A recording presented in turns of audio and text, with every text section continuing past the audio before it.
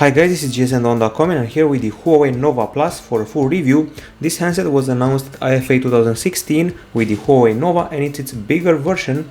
It debuted in early September and it should be priced at around $479. It's a good looking mid-ranger that's destined for the feminine public. It has a good selfie camera and it's got the looks, it's got the metal body, and it's part of a new series that interestingly does not rely on the high silicon Kirin processor from Huawei, instead relying on Snapdragon CPUs. Available in gold, silver or grey, this model's design reminds me of the Huawei Mate S when seen from the back and the Huawei G8 when seen from the front. We have a slim metal phone here with a waistline of 7.3mm, which is exactly the same as the one from the Samsung Galaxy A5 and A7 2016. And I should also mention that this model is 12 grams lighter than the Galaxy A7 new generation, weighing 160 grams. It has a very good looking 2.5D glass panel at the front.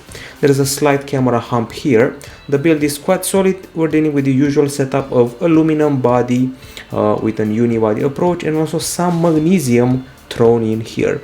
It's a comfy phone, but for a handset destined for the feminine public, it's quite wide. We got good button feedback here, and since it's so long and wide, you may not find it easy to use it a single hand, although we do have a special mode for that. I also like the symmetry of all the elements. You can see that at the bottom, you can see that at the back, and also in the interface. So nice symmetry here, and also very nicely rounded corners all around the Huawei Nova Plus. So it's pretty, it's premium, and it's also comfy, so only nice things to say about the design. Now the display is the 2.5D one. It's a 5.5 incher with an IPS LCD panel and a full HD resolution. It displays 16 million colors and it's supposed to provide contrast of the 1500:1 ratio. And now let's see what the video player looks like. It's called Videos, it's very straightforward, and our usual test clip is this one here. Options include DTS Acoustics and a pop-up play-like feature. Keep in mind that DTS Acoustics aren't available all the time. Now, as far as the conclusions regarding the visual experience go, we got these ugly looking black edges all around the image, which sadly cannot be removed. They're basically hardware because of the panel. We got an okay brightness, so contrast in the sunlight, wide view angles, as Huawei puts it, 80 degree, 80 degree, 80 degree, and again 80 degree, up, down, left, right.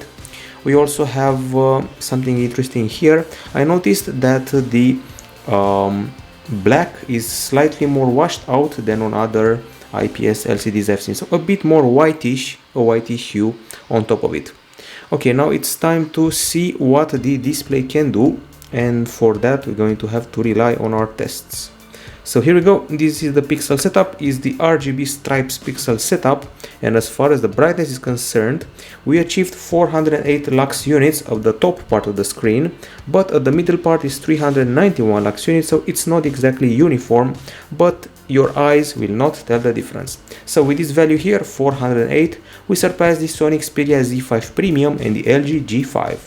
At the same time, we scored below the Yumi Max that we recently reviewed and the Sony Xperia M5. Now we of course have settings for the same screen. We go here and we go here. You can find wallpaper. There is a view mode which can be large, medium or small depending on your preferences regarding the scaling of the interface. Font size, brightness and color temperature can be tweaked. You can pick one of these hues or go for warm or cold. Usually it's best to keep it on a default. Then we got sleep and eye comfort, which is a new feature for Huawei's. Basically we can activate it, makes the screen yellowish, but it's good for your eyes, particularly at night. It filters out the blue light that prevents you from sleeping properly. It's an okay display, but nothing big to remember here. Now we step into the field of the processing power, and we're dealing here with a handset that relies on a Qualcomm Snapdragon 625 CPU, and this is an octa-core chip at 2 GHz. It uses 14 nanometer technology. It has the Adreno 506 GPU accompanied by 3 GB of LPDDR3 RAM. We also have 32 GB of storage, of which 22 GB are usable, and a microSD card slot thrown in for good measure. There is no lag, the interface is quite fluid as we got used on the Huawei Mate and Huawei Honor phones. Absolutely no problem even if you're running a ton of apps at the same time. Interesting choice of CPU, it's usually a high silicon Kirin, and we can run even new games, benchmark games like Riptide GP Renegade without any sort of problem. Okay, restore. Yes. So up until now our benchmark game has been Riptide GP2, and now it's Riptide GP Renegade, obviously. Newfangled graphics, all sorts of novelty and goodies, and we could not resist switching it to this title. Okay, so let's put the GPU and CPU to the test. The water looks fine. Controls seem responsive. There is no frame drop that I can notice. Excellent lighting and effects. Nice speed sensation here. Okay, let's do a trick and see how the effects look like here. As you can see, stunning effects, very nice looks, and nothing really big to object in the gameplay front. Now, since gaming is fine, you may assume that the benchmarks are also fine, and you will be right. Let's actually check those out. So we start with the usual battery of tests, which includes Quadrant. In Quadrant, we scored 33,000 points, which means we beat the Huawei P9 Plus and also the Li Echo Li Max 2, which are excellent features. Now in Antutu, we scored this score here, 64,000 points, which beats the Sony Xperia Z5, and it's very close to the LG V10. I'd say we're doing very fine for a mid-ranger. It can easily fight last year's flagship, and this is high praise. In Ice Storm Unlimited 3D Mark, we beat the Huawei Honor 7, Huawei Mate S, and it competes with the last year flagships. Of course, we did temperature tests, and we achieved a temperature of 35.8 degrees Celsius after running the game Riptide you saw before for 15 minutes, and after running the intensive benchmark GFX bench, 34.5 degrees Celsius, so there is no overheating here, absolutely no problem with that. Now on the battery front, this metal beauty has a lithium polymer, 3340 mAh unit, and let's see how it did in our tests. Every once in a while we find a slim phone with a slim battery. This is not the case, we have a quite good battery, and let's see exactly how it performed. I can tell you right now that it achieved 9 hours and 25 minutes of continuous HD video playback, which is excellent. As you can see here, 9 hours and 25 minutes. It beats the LG V10 and the HTC 10, but scores below the Lumia 640 XL LTE and the Yumi Max. In PC Mark, a fantastic result. It places us on the 12th spot from all the hundreds of phones we've tested, which is excellent. 9 hours and 2 minutes. We beat the Huawei P9 Plus, Galaxy A7 2016, but scored below the Galaxy J5 2016. Charging is regular, 2 hours and 22 minutes, nothing to write home about, but still pretty good. Superior to the Xiaomi Redmi Note 3 Pro, but below the LG AKA. As usual for a Huawei phone, we have a ton of options related to the battery. Advanced settings, battery manager, and we have the following. Let's see. So we get power intensive prompt, history of closed apps, close excessively power intensive apps, Wi-Fi on during sleeping, and the core modes, performance, smart and ultra, all of them tweaking CPU and network usage to give you more juice. Then we have optimize with the press of a button, finding problems and consumption level, as well as a firewall for the power intensive apps. Overall a solid battery and nothing is wrong here. So we go to the acoustics. So we get the usual DTS sound setup from Huawei, and as usual we have two grills at the bottom, only the right one actually covers the speaker, and the music player on board has support for a variety of formats. We got MP3 support, AAC, OGG, FLAC and WAVE, all of them available here. There is no equalizer here, just a DTS option that's triggered by the headphones. Now let's actually listen to some tunes.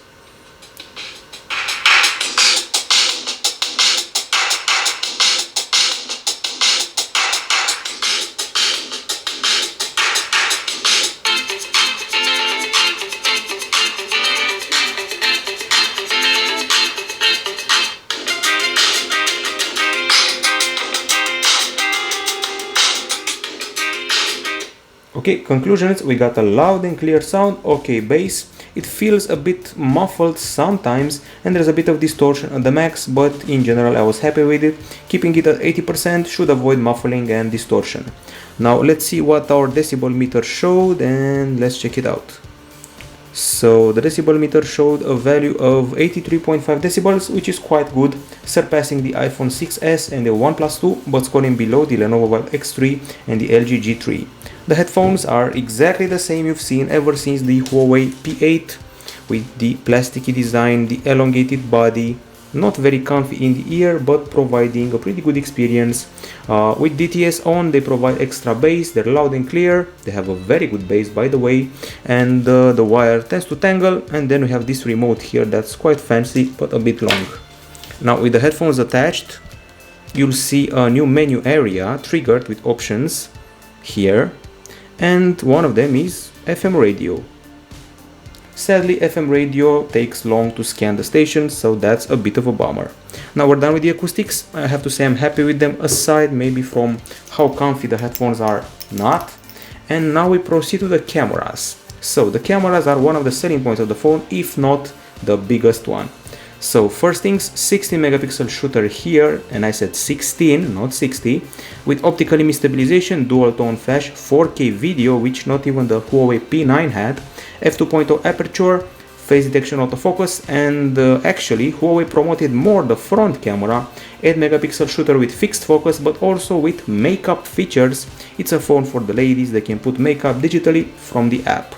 Now speaking of app, let's do some cleaning and see how fast the camera can be fired up. The answer is pretty fast. We have a fast start and also a pretty fast focus, I'd say, and a fluid zoom, and picture taking has a pretty good speed if you ask me. Okay, the options are quite straightforward and quite typical for a Huawei handset. They include those ones here. These are the main capture modes. We include the HDR, watermark, good food, super night, all focus, audio note, panorama, professional and slow-mo, as well as documentary adjustment, and with professional come a few other options like white balance, focus, exposure, shutter, ISO and metering. And then let's see what else we have. We got the settings that have to do with resolution, perfect selfie, which is basically a template, touch to capture, object tracking, and these image adjustment options for saturation, contrast and brightness. Okay, on the right side of the interface there is the effects area. Then there's also time-lapse, video, beauty and light painting. And video has its very own options, which include, let's see here, you can go up to 4K as I said before. You can also do slow motion filming, and there's also a stabilizer option. I will not hesitate to show you the front camera. This is it. This is what the front camera is all about, and it has a beauty feature here and also a makeup feature, which will put lipstick, you can already see it I guess, pink lipstick, sweet lipstick, and also add lashes to my face, which feels kind of strange, but it's one of the features for the ladies and people may like the phone for that. Okay, we're done with the camera interface. Let's go to the gallery and see how the phone did. Okay, so I promised you gallery, so here we are, over 150 shots, and we start with those taken during the day. We have quite a few of them, and first thing I have to mention is that we have flagship level quality. We got excellent landscape shots and also excellent close-ups of flowers. Everything is very fine here, even finer than on many other Huawei phones we praised. This is a zoom test, so we got the flag here, zoom level 1 and zoom level 2, and still keeping good details. We got nicely calibrated colors and very good selfies. You can look at the texture of the face, of the hair, of the background. Everything is nice, although every once in a while the background may feel a bit burnt or the dynamic range being strange, but the core remains the face, which is excellently rendered. Okay, several more close-ups of flowers with excellent texture and details and also colors. And of course we played with the all focus feature, which allows us to focus on another subject. Been doing that for years now. It's a familiar feature from Huawei. We kept zooming in landscape shots and the details were excellent, and sometimes even in spite of the sun there was no burn here, so we like that quite a lot. Okay, we proceeded with more captures, playing with the focus and colors, and here we started taking more selfies, Check out this green, excellently rendered, well calibrated, and other phones may have burned this shot because it was in full sun, not this one here. Toys here, colorful toys that are excellently rendered and not one blurry shot in spite of taking so many pictures, which is quite nice. I would even go as far as to say that we get iPhone-like clarity, which is high praise for this phone. And let's see what else we have here, and we go to this area where I suppose we've taken an HDR that lights up the place. As you can see, excellent colors here on this bouncy castle. So basically not one thing to object. We also took a panorama with a resolution that's 13,184 pixels over 2176. It's clear, clean and nice. And we also zoom in nicely on the ducks without losing too many details. Okay, so let's keep the repetition, and here we played with the effects. With the makeup effects, we added lipstick, we added some makeup. Of course, I wasn't wearing makeup, obviously, but the software added them. This is an HDR shot. The sky looks great, and with HDR, it tends to be a bit burnt, especially here in the trees area of the image, but in the end, it chooses a dynamic range fit for the situation. More close-ups. And overall, I have to say I'm pretty content with the main camera and also with the selfie camera. The selfies tend to stand out. While I've seen back cameras that are good before, the selfies really do stand out this time. Overall, I place the experience on par with the Lenovo Vive X3 and above the Samsung Galaxy A 2016 models because the colors are better calibrated and also everything feels just a bit sharper but without over sharpening, which is a nice thing to have for one. Okay, now we go to the low light shots. We've taken captures, photo captures during the night, and let's see what came out. So, excellent experience. I noticed that there aren't any strange violet, blue or yellowish hues, which is nice. The street light halos are reasonable. Some phones overblow these lights, so that's very nice. Good colors, good clarity. The flash also behaves well. Excellent lighting. And that's the flash in action, shot without a flash, shot with flash. This tells you everything you need to know. Basically, fantastic behavior during the night. You only have to look at the cars and the texture of the metal of the cars at night to see that we're dealing with a good camera. It's pretty much on par with what the LG Nexus 5X offered during the low light capture, and also the Galaxy A 5016, maybe even a bit above them. It totally beats the Huawei Honor phones when it comes to the photos, and in spite of the fact that these shots are very good, you should always remember that the price nowadays is very similar to the one of the Galaxy S6, which handles photos a bit better. Now on the video front, we shot Full HD, we shot 4K with 30 frames per second and 20 mega per second in Full HD and up to 42 mega per second in 4K. So let's start with the videos. Let's find the very first one. Here we go. And the first one is here. It's a Full HD clip with great colors and clarity.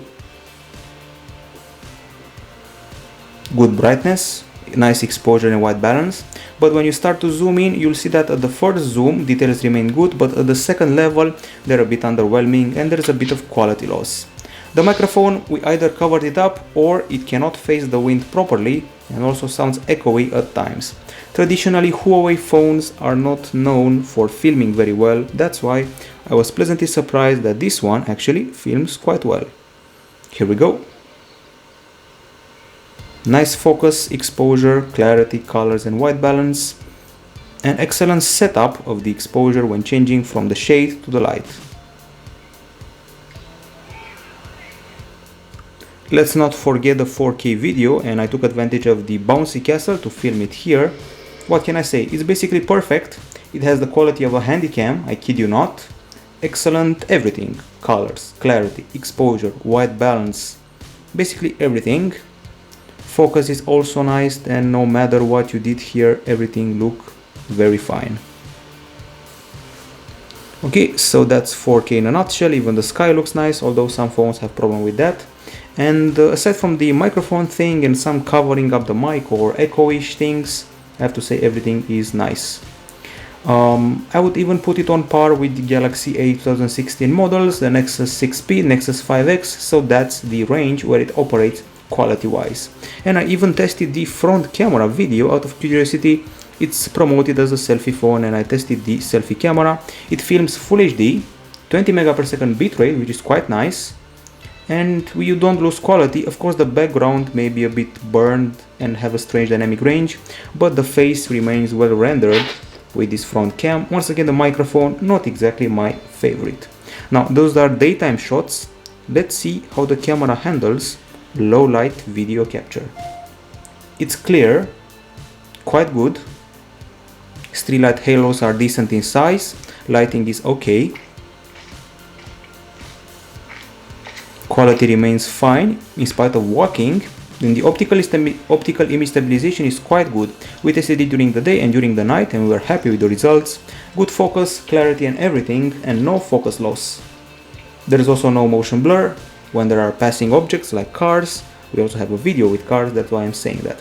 It's top-notch filming, top-notch photo taking, one of the best Huawei phones from the mid-range area camera-wise. And in some aspects it's above the Huawei P9. For example, it has 4K video. Now the browser test, we're using Chrome, and let's access GSM DOM.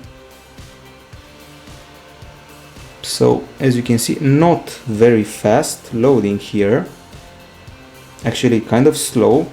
It's an on and off affair, sometimes it's fast, sometimes it's slow, so that's a bit on the strange side.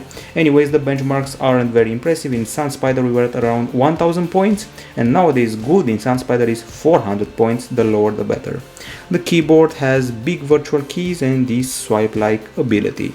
Now we go to the connectivity. First thing to notice is the fact we have an USB Type-C port here, and then this is a dual SIM phone. Should remember that, with nano SIM slots, FDD and TDD LTE, GPS, GLONASS, NFC, Bluetooth 4.1. There's also Wi-Fi, BGN and LTE of the category 7, which is up to 300 megapixel downloads. Now the calls have good quality. They also have clear sound, they're also loud, and the microphone is quite good. Options include harassment filter, there's a quick calling, there's a special pocket mode and a speed dial. And we also did a bunch of speed tests, and let's see what those brought on. Okay, so this is the speed test via 4G with a very impressive result of 99 megapixel in download, 41 in upload, very fine result, but the Wi-Fi results were a bit underwhelming. So let's find those. In Wi-Fi we achieved up to 49 megapixel in download and 25 in upload. I've seen much better than this, I've seen double, so could be higher here. So here we are finally with the Huawei Nova Plus. We're ready to talk about the OS, UI and applications. As usual, for a modern Huawei phone, we're running on Android 6.0 Marshmallow with eMotion UI 4.1 on top. Typical iconography, typical setup, nothing has changed from the Huawei latest Honor models, Mate models and the P9. Multitasking still involves a horizontal scrolling area with thumbnails, and if you pinch the home screen you can see the wallpapers, widgets, transition and more settings. Widgets are those ones, 60% of them are stock for Android and 40% come from Huawei. These are the transitions, and settings include layout, shake and other items.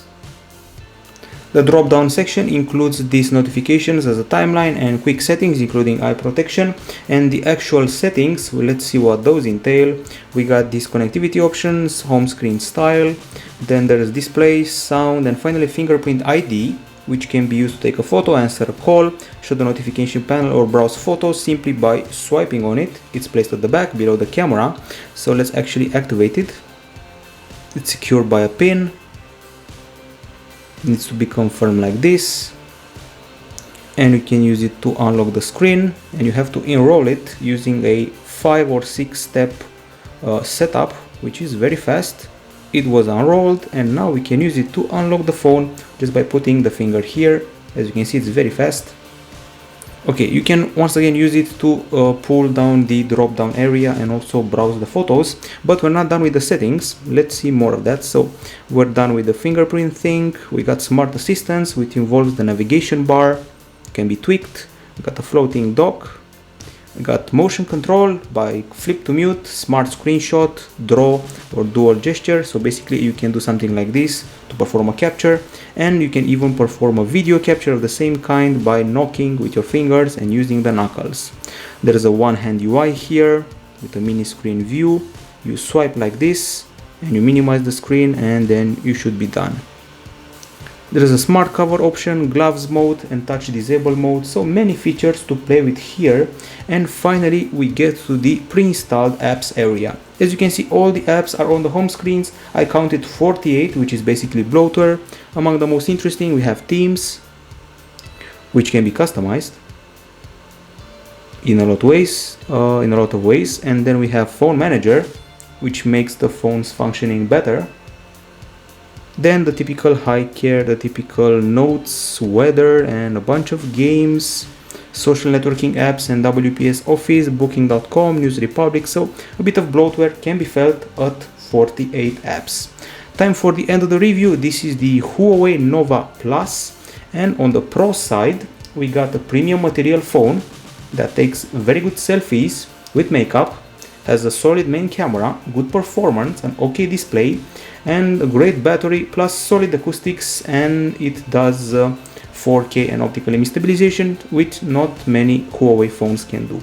Those are the pros. On the cons, it's maybe a bit too wide for the feminine public. The brightness is not exactly uniform. There's a bloatware.